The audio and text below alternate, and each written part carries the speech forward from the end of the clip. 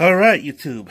So if you have been following me, last night we discovered that this thing was leaking. So what I did was well, this thing went on like this, okay? This is the fuel valve, okay? It lets the fuel flow into the carburetor right there, okay? So I took this valve, well, I disassembled it, and this is how it looks like. Okay, and so what I'm gonna do is I'm gonna make a cheap seal for it, and what I'm gonna use excuse me, is I'm gonna use black silicone. Okay, and I'm gonna put some silicones here where the O-ring is to help seal the fuel from coming out.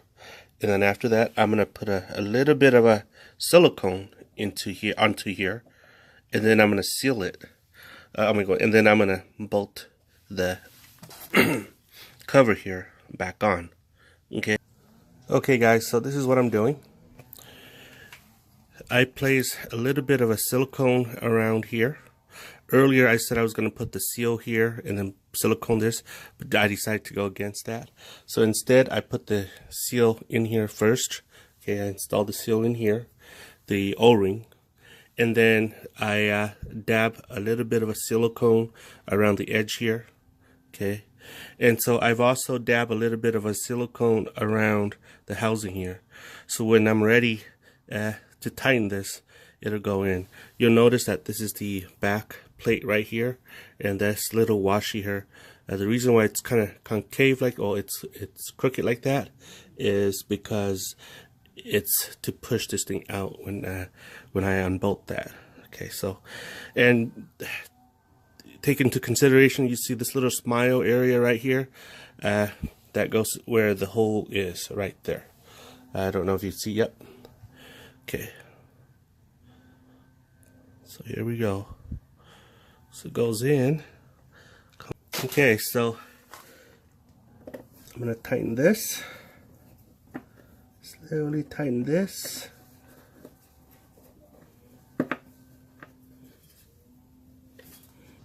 Okay, so it's done. So I'm gonna go and pour some gasoline into here, okay? Okay, so that's the fuel tank. I've already poured about a quart of gasoline in here. So what I'm doing here is I am waiting to see if gas starts to pour out here. And so far,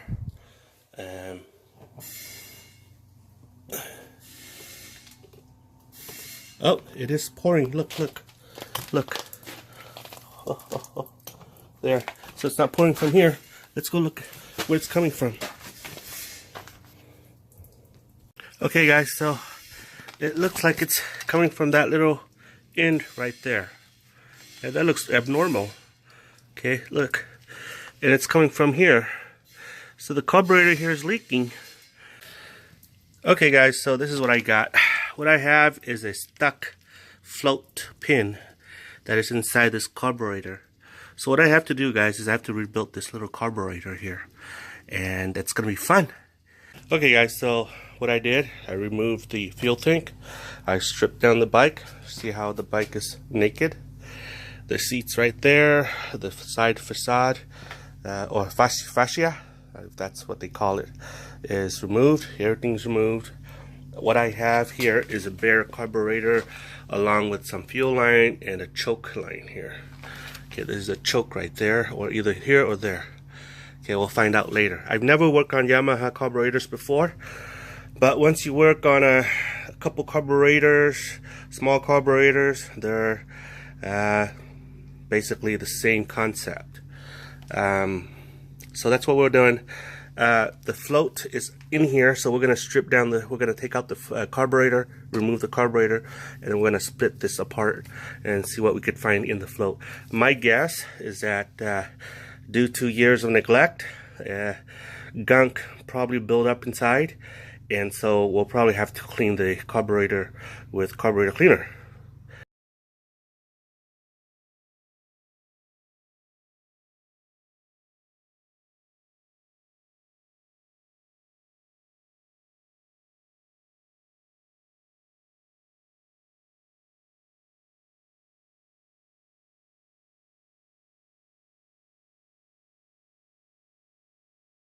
Okay guys, so I have the carburetor turned apart and this is the float.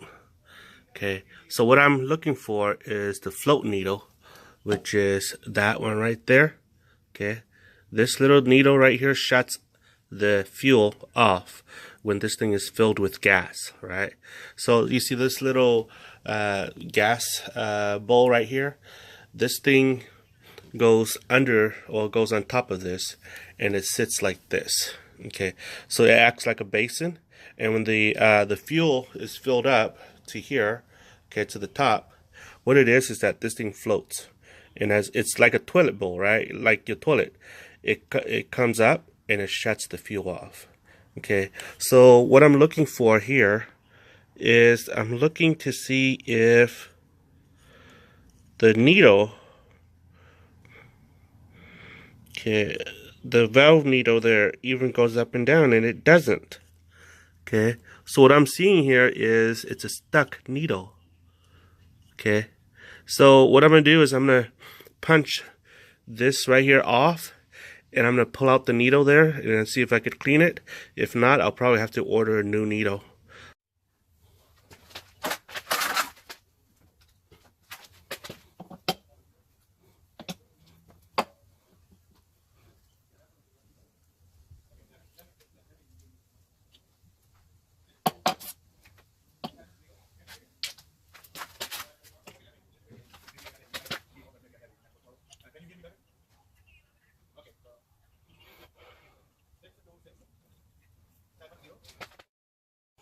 Okay guys, so I found the problem. You see this pin right here? It looks okay, but look at that. It's kind of dirty. Okay, and then look at the hole. See how gunky it is? So what I'm gonna do, okay, and it took some strength to pull this out. This basically this little valve float needle right here was stuck inside that hole right here. You see the gunk build up in there? So that's what I'm gonna do. I'm gonna clean that up with carburetor cleaner or brake cleaner, however, whatever I have. Okay, so I'll be right back. So I don't know if you see it, but there was a lot of gunk in here. Okay, so that was the reason why it didn't want to work. Okay, because of the gunk. Okay. I hope that fixed it. Okay. And the needle, L needle. Let's see.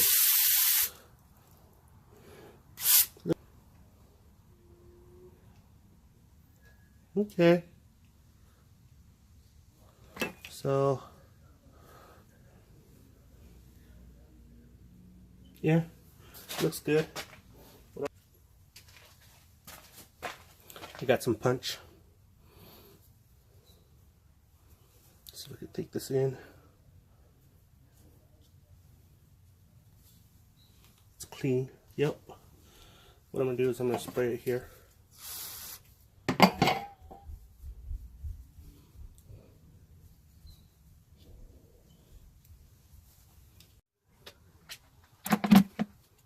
Pull this out. Okay. Pull this rubber thing out. Okay, so if we pull this out.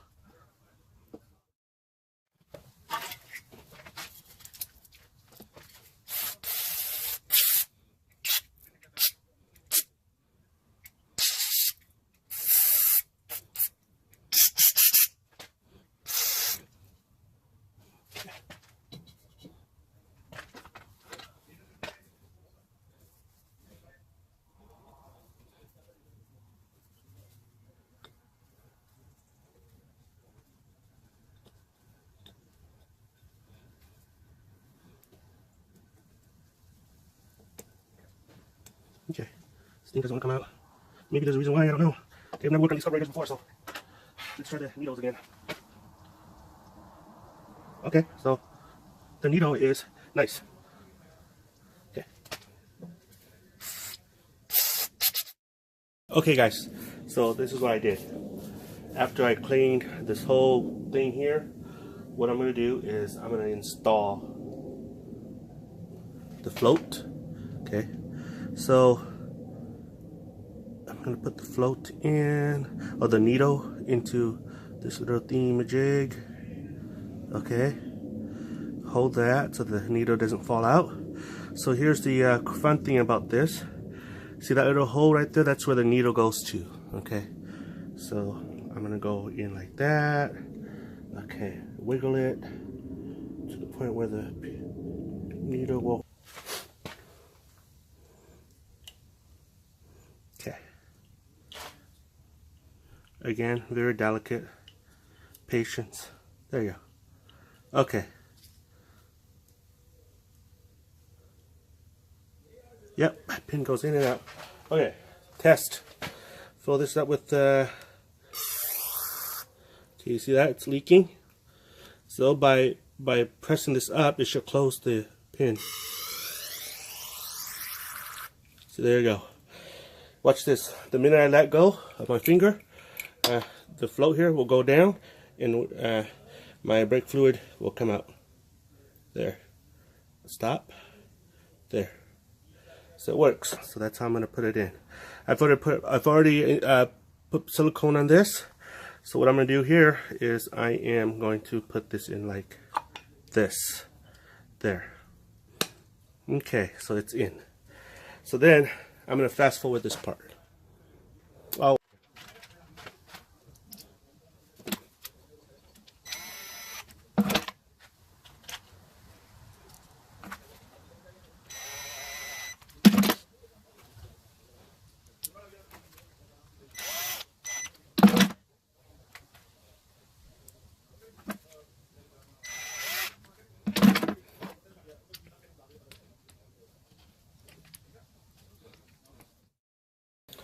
Okay, so let's put everything back and let's fire it up once it's done.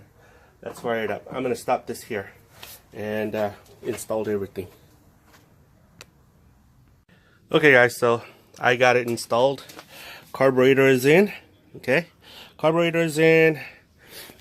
Fuel is hooked up. Check this out.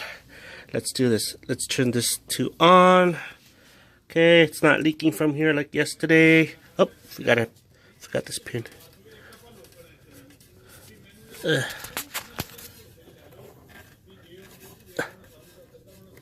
Okay. Alright, hold on. Okay. So that little clip right here is clipped on. Everything is on. Let's put the seat, the fascia, I don't know, fascia, whatever you call it, on, and let's start it and test drive it. Okay guys, so I got it hooked up. As you can see, this is a 12-volt battery. It's a marine battery actually. It's for my RV. So I got the positive lead here, going to the positive lead there, negative to negative. Alright, so here we go. Alright, just in case this thing runs off on me, I'm going to clutch this system right here. Turn the ignition to on. Watch this.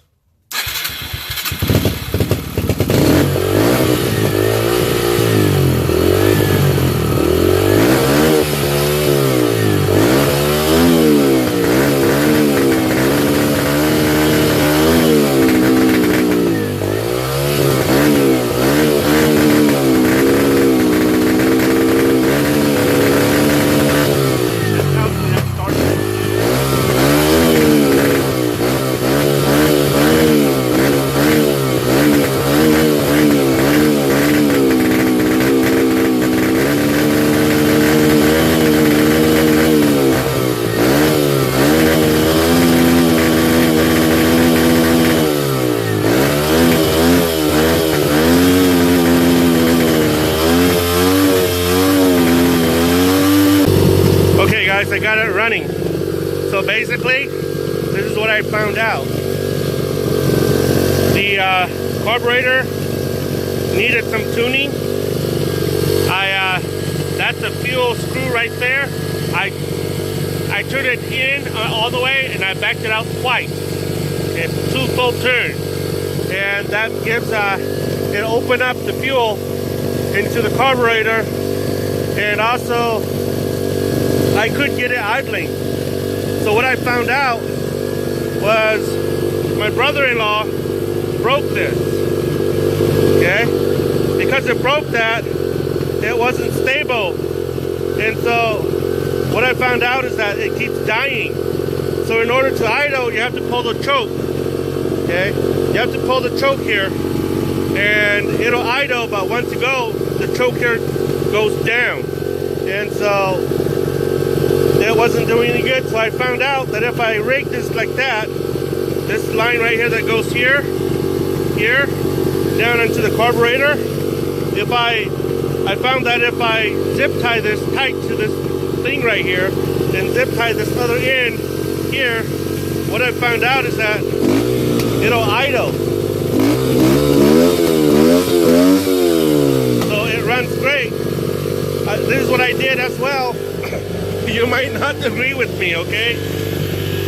But I poured some fuel injector cleaner into that thing, and it actually made it run better.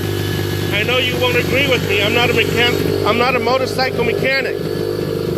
And so I got it running. What I'm going to do is, you see it's running without the battery. It's not connected. So what I'm going to do is I'm going to start it, and I'm going to test run it. Okay, see what happens. But the bike is not registered to run, so I can't run with it. However, I can just test it around here, and I'm going to have to order this broken piece so that I can work with the idling. Other than that, sounds great.